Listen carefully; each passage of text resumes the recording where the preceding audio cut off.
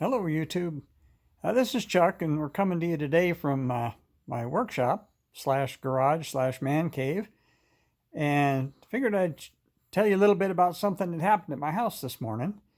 Now, we have one of these houses sits on a hill, and it's got several levels, and the bedroom's upstairs over the garage. I think some parts of the country they call that a frog, and it's finished room over garage. Well, we don't call it that, but anyway, that's where the bedroom is. And this morning, it's kind of cool. It's a nice fall day here, and it was down. I think it was 35, 36, something like that this morning outside. So we got a little electric heater in the bathroom that we plug in when we get ready to take a shower, take the chill off the bathroom. And so my wife goes up to take a shower and calls me and say, "Hey, come up here." So I went up there, and she said that outlet is smoking and stinking where the heater plugs in.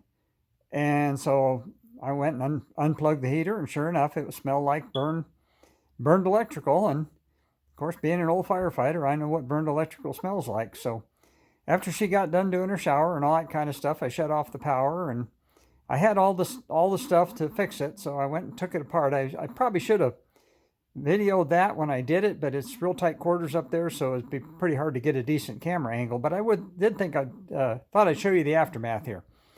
So anyway, I ended up changing out the outlet. Now that outlet's been there for probably 40 years, and that heater's plugged in there, and we use it most every morning in the wintertime. But you can see the burn mark on the front of it, and if I take it and if I turn it over, you can see how eventually the resistance heating built up in there and ended up starting to burn up that outlet. Now, obviously, if that would have happened while we weren't home, it could have caused a house fire and burned my house down.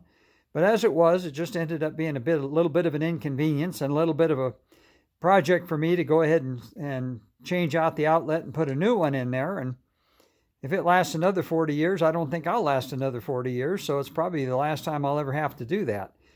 But this is a pretty simple fix. An electrician would have charged you an arm and a leg to come over and do that, but you need to keep track of these kind of things. They do go bad eventually, especially in a high draw appliance like a heater. Now the second phase of that now is, and I'll set this back down here, and I'll leave that right there, and I'm going to have to put a new end on the cord. And I don't know if it'll show up on camera here, but it's not showing up on, there it is. Not showing up very good on camera, but this plug and the prong here on the closest side to me here got hot and started to melt that plug. And so once you build up resistance heating, and I mean, it's just like how heaters operate, and resistant heating starts a lot of house fires and other structure fires from if you don't catch it quick enough. In this particular case, we were very fortunate. Caught it right away. I was able to disconnect everything, turn the power off, and it took me maybe, 30 minutes to fix it. And I had all the stuff handy. I didn't even have to go to the hardware store. So I've got a new end here to put on the cord. I think this will work, and then we'll be able to use that heater again. But just a little tidbit to tell you: check your electrical and know what that smells like, and old houses have problems. You got a little something you got to work on every day. So I'll let you all go for now, and be good. Have a wonderful day. Be kind to each other, and we'll talk again here pretty quick.